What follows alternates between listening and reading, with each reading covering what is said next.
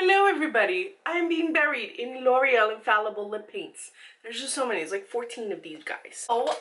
Recently L'Oreal released their new L'Oreal Infallible Lip Paints. 14 shades available at Ulta and soon all drugstores, etc. I have got all of them. I have swatched them up. I want to do a full review for you guys.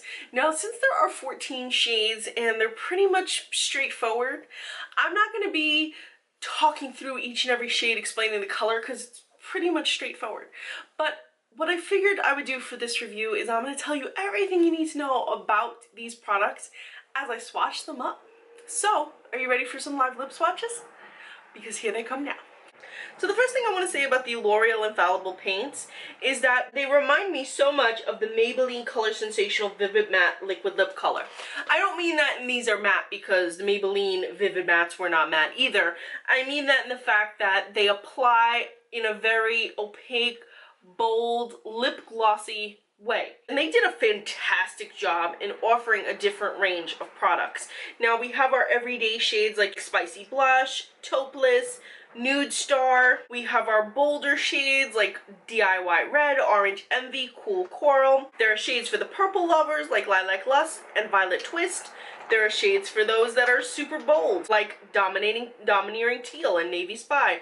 Really give me a nod to Maybelline's Loaded Bold collection. Kind of reminds me of that. We also have the more pinky shades, such as Sultry Sangria, Wild Rose, Fearless Fuchsia, and then there's that one kind of vampy shade, and that's Bewitching Bordeaux. So you have a lot of different shades in this collection, and even though they all look like they're a lip gloss tube, like you would think that they would just apply like a Blistex or whatever, no. These have a nice little doe foot applicator and you just put it right into the tube, and I feel like it's a different type of packaging, but it's really easy to travel with. My only complaint with the packaging is you can't really see how much is left, whereas with other products you usually typically can see. Now some of these shades did have some wear problems, as you can see as I'm swatching them. Some are a little bit streaky. Some of them don't have the full opacity that I would have hoped that they do, while other shades are bam, pow, fully opaque. Great application, zero problems. Now with this kind of product, it's a little bit messy, especially with the bolder shades. You want to have that perfect application when using these. So I would suggest use a liner. Use a liner under all of these.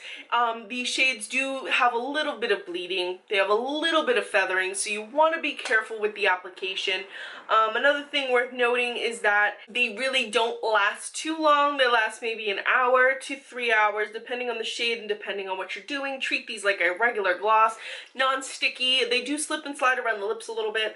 My biggest issue was their description on the website. They're described as waterproof, and they are described as smudge proof. If water is poured over your lips, they are considered waterproof. But if you're drinking from a cup, you're going to have a swatch on the cup. This product is going to come off. This product smears. This product is messy. This product is a typical gloss. This is not like a liquid lipstick. This is not a transfer proof. This is not a matte product.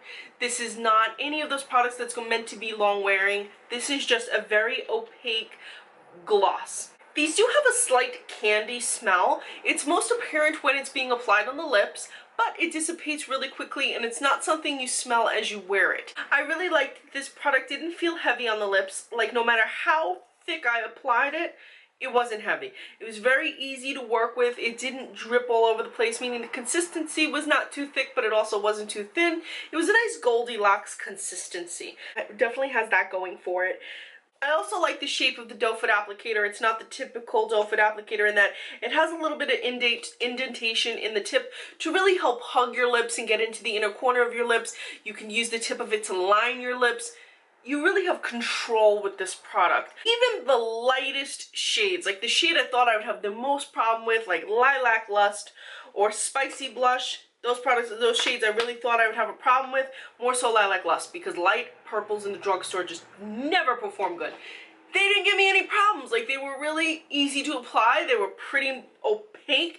They really delivered on the pigmentation. It was shocking, but in a good way. Overall, I feel like these shades landed right smack dab in the middle. I feel like their description was a little bit off, and that took points away during the review. Like, I feel like this product is suffering from an identity crisis. Like, is it being advertised as a gloss? Is it being advertised as a liquid lipstick? Is it being advertised as a topper for other lipsticks, because I feel like some of these shades, especially the bolder shades, would work well over like Maybelline's The Loaded Bold, or are they supposed to be mixed together? Because I know that some of the lighter shades, and especially the blues, are not everybody's cup of tea. So how is L'Oreal marketing these? I haven't really seen. I've only seen what was said on Ulta in the description, and that description was way off. So I'm wondering what direction L'Oreal is planning to go with these. If they market these as a gloss, then these perform just like a gloss, and they're everything that you should expect from a drugstore gloss, as I mentioned throughout the swatches. But if they're advertising this as matte, if they're being advertised as that, then all of these are just. But if they're being advertised strictly as a gloss, strictly as a pigmented gloss, something that is definitely pushing the envelope for drugstore, then I can get on board with it, because I think that their shade range was a good range. Like, this is something we would see in Sephora. This is something we would see from higher end brands. I feel like the drugstore is definitely seeing some nice shades that we wouldn't typically see. These do tend to stain the lips, especially the more uncommon colors like the blue. Do be prepared to scrub your lips a little bit to get the staining off. Primer on your lips helps to minimize the staining as well. The price point is right on par with what we would expect. These are about $10 each. $10 at Ulta, but they're probably cheaper other places, or if you have coupons, or if there's a sale going on. I would suggest check these out when there's a sale going on, because $10 is a bit pricey. It's $140 for the whole collection if that's what you're into. But if you want to pick and choose a few shades, it can still add up real quickly. And you know, L'Oreal goes on sale all the time. So wait for a sale. This is not something I think you have to run out to the store and get like ASAP. I don't know about you guys, but the purples and the blues, like, this is awesome to see in the drugstore. This is a dream come true for me.